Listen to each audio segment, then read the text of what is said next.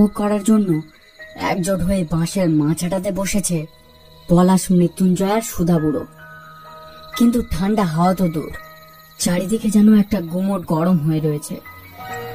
সুধা বুড়ো গরমটা কাটানোর জন্য হাত পাখা নিয়ে হাওয়া করে চলেছে অনবরত।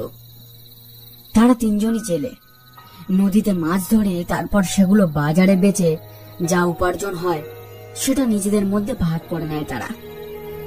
একটাই নৌকা তাদের, তাই তিনজন একসাথেই মাছ ধরে। এই গরমে আর টেকা যাচ্ছে না, হাওয়া করে করে হাত ব্যথা হয়ে গেল। এই শোন তোরা, কাল হাট বসবে, একটু তাড়াতাড়ি বেরোতে হবে বুঝলি। তোরা আবার ঘুমিয়ে পড়িসনি যেন কালকে। না না কাকা, আমি কাল তাড়াতাড়ি পৌঁছে যাব। ভোরের দিকে উঠে সোজা হাঁটা দেবো ঘাটের দিকে। ও নিয়ে চিন্তা করো না তুমি একদম। আমিও তাড়াতাড়ি পৌঁছে যাব, আমাকে নিয়ে চিন্তা করতে হবে না। আচ্ছা ঠিক আছে, তাহলে ওই কথাই রইল।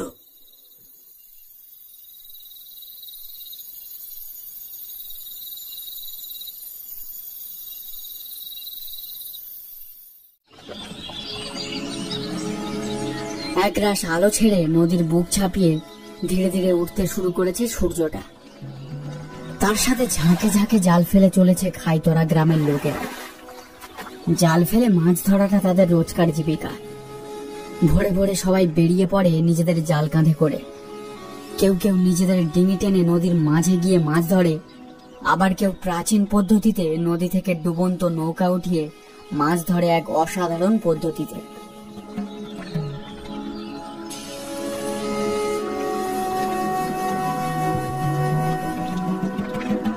পলাশ, মৃত্যুঞ্জয় আর সুধা বুড়ো নিজেদের নৌকাটা ডাঙায় বেঁধে রেখে মাছ ভর্তি জালটা কাঁধে নিয়ে চলতে শুরু করেছে হাটের উদ্দেশ্যে।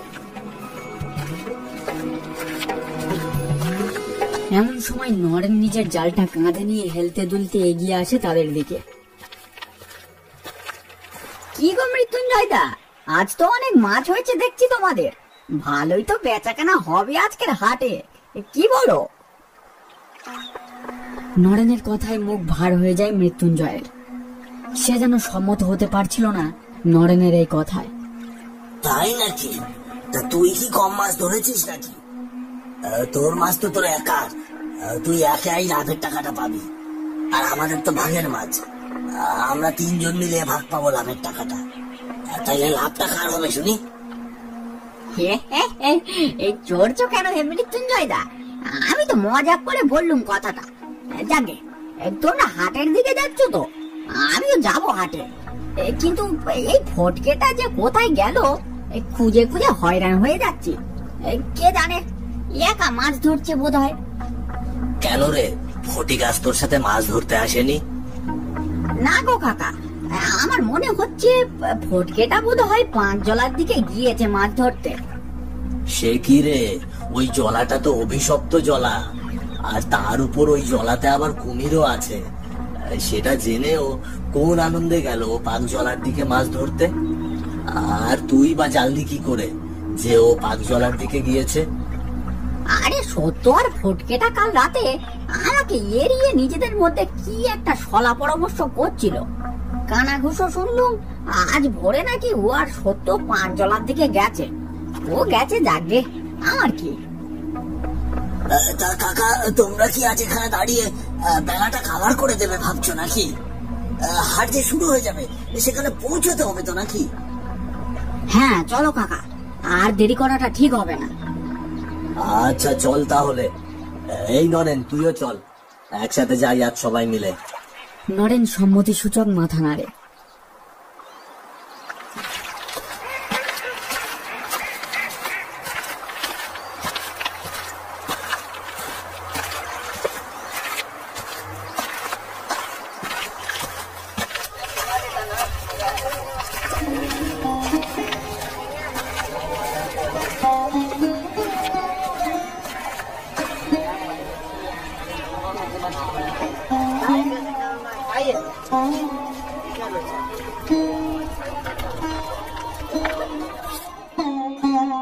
आज का मैच शुरू होने से पहले मैंने फैंटेसी ऐप पे टीम सेट कर ली थी और मैच खत्म होते ही मेरे अकाउंट में 35,000 रुपये आ गए। देखो, क्रिकेट देखने में जब आधी जिंदगी बर्बाद कर ही रहे हो तो बेटर है कि फैंटेसी ऐप से कमाना शुरू कर दो, वरना जिंदगी में तुम्हारा कुछ नहीं हो पाएगा। और फैंटेसी ऐप पे सही टीम बना के पैसे कमाने की टेक्निक तुम सीखो ऐप से सीख सकते हो। सीखो ऐप पे एक शो आता है, माय फैंटेसी शो। इस शो में सीखो के एक फैंटेसी एक्सपर्ट आते हैं जिन्होंने खुद फैंटेसी गेम खेल के लाखों की अर्निंग की हुई है। वो आपको हर क्रिकेट मैच में किस प्लेयर को अपनी टीम में लेना है, किसको कैप्टन बनाना है, सब कुछ डिटेल में बताते हैं। उन्हीं से सीख के मैंने चैंपियंस ट्रॉफी के फाइनल में 15,000 की अर्निंग कर ली, और ये आप भी बड़े आराम से कर सकते हो।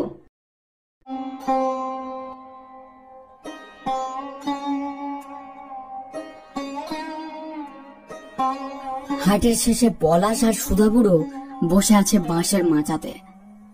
গ্রামের কিছু ছোকরা বৃদ্ধ মিলিয়ে হয় এই আড্ডাটা, কিন্তু আজ কারোর পাত্তা নেই। সকলে যেন ভুলেই গেছে সন্ধ্যের গল্পের আড্ডার কথাটা। সুধা বুড়ো বসে তামাক খাচ্ছিল। পেশায় তিনি জেলে, কিন্তু তিনি আরো একটা বিদ্যা জানেন, যেটা হলো ওঝা বিদ্যা। কিন্তু তিনি ওঝাগিরি করে কারুর থেকে আজ পর্যন্ত একটা টাকাও নেননি। কেউ টাকা দিতে চাইলে তিনি বলতেন, ধুর পাগলা, টাকা নিয়ে ওঝা বিদ্যাটাকে আমি অসম্মান করতে পারবো না। তুই বরং টাকাটা নিয়ে বুড়ো ঠাকুরের পুজো দিস। বুড়ো ঠাকুর সহায় হলেই সবার মঙ্গল। সুধা বুড়ো বলতেন মাছ ধরেই তার একার দিন চলে যায়। একা মানুষ, বিয়ে করেননি তিনি। গ্রামের ছোটখাটো বিপদে সব সময় সবার পাশে থাকেন, তাই গ্রামের লোকেরা তাকে খুব শ্রদ্ধা করে। কাকা, আজ কি কেউ আসবে না নাকি? আজ তো বুড়ো ঠাকুরের পুজো নিয়ে একটা আলোচনা ছিল, সেটা কি সবাই ভুলে গেল নাকি বলো তো? আর এই মৃত্যুঞ্জয় দা আবার কোথায় গেল বলো তো? তারও তো কোনো পাত্তা নেই দেখছি। কি জানি, আমিও তো তাই ভাবছি। এবারেও প্রত্যেকবারের মতো চাঁদা সংগ্রহ করার দায়িত্বটা ভাবছিলাম মৃত্যুঞ্জয়কেই দেব, কিন্তু ওর তো কোনো পাত্তাই নেই। ওর বদলে তুই দায়িত্বটা নিয়ে নিস ভাবধান, বুঝলি? সেটা নিয়ে তুমি চিন্তা করো না কাকা, ওতে আমার কোনো আপত্তি নেই, আমি সব দেখে নেব। এমন সময় মৃত্যুঞ্জয় হন্তদন্ত হয়ে মাচার সামনে এসে দাঁড়ায়। তারপর যেন সে হাঁপাতে হাঁপাতে বিচলিত স্বরে বলে ওঠে, কাকা, জলার পাড়ে নাকি সত্যকে দেখা গিয়েছে, কিন্তু ফটিকের কোনো খোঁজ নেই। সত্য নাকি পাগলের মতো অবস্থা হয়ে গেছে। সবাই ওই জলার পাড়ের দিকেই গেছে। আমি ওই দিকে যাচ্ছি, তোমরাও চলো। ওরা তিনজন হন্তদন্ত হয়ে জলার কাছে এসে পৌঁছায়। জলার পাড় থেকেই ওরা মোটা গাছটার কাছে বেশ কিছু ভিড় দেখতে পায়।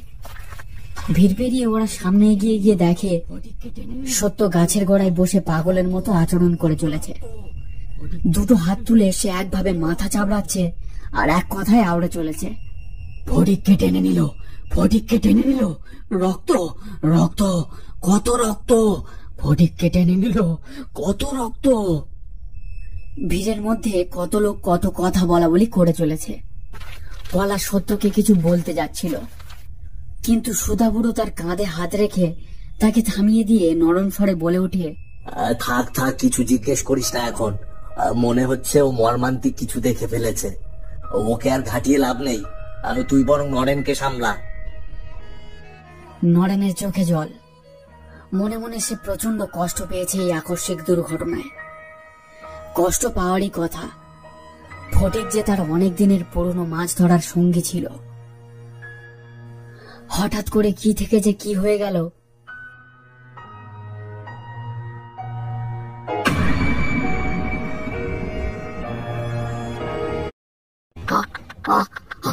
बाबा आदम की तरह इन्वेस्ट करना छोड़, स्विच टू एम स्टॉक जिसमें है स्मार्ट।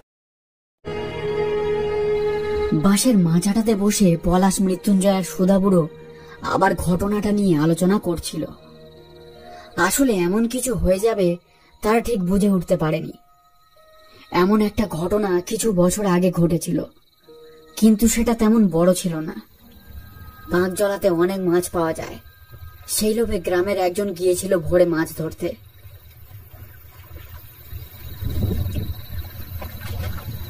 সেখানেই সে একটা কালো ছায়া দেখতে পায় জলায়। সেটা দেখে সে আকস্মিক ভয় পেয়ে যায়, কিন্তু তার কোনো ক্ষতি হয় না। তারপর গ্রামের কেউই ওই জলাতে যেতে সাহস পেত না।